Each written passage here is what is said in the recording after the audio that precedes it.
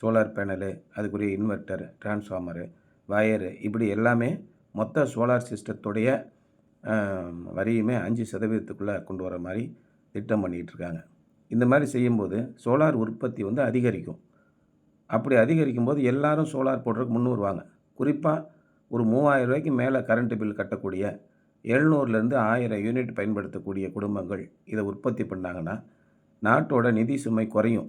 ஏன்னா ஒரு ஊருக்கு மின்சாரம் தயாரிக்கணும் அப்படின்னா 500 மெகாவாட்டு, 1000 மெகாவாட்டுன்னு நம்ம பெரிய பெரிய மின் உற்பத்தி நிலையங்கள அமைக்கணும். அதுக்கு இடம் வேணும். அத பராமரிக்கிறதுக்கு ஆள் வேணும். அதுக்கு முதலீடு வேணும்.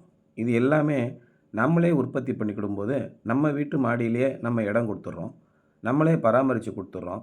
நமக்கு தேவையான மின்சாரத்த நாமளே முதலீடு பண்ணி நம்ம உற்பத்தி பண்ணிக்கிறோம்.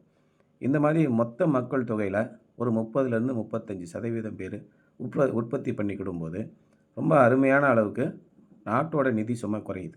இந்த சைட்ல பார்த்தீங்கன்னா, 3300 வாட்ஸ் சோலார் பேனல் போட்டிருந்தோம். உற்பத்தி ஆகுறது அதுக்கு மேலேயே உற்பத்தி ஆகுது. 3350 வாட்ஸ்லாம் உற்பத்தி ஆகுது.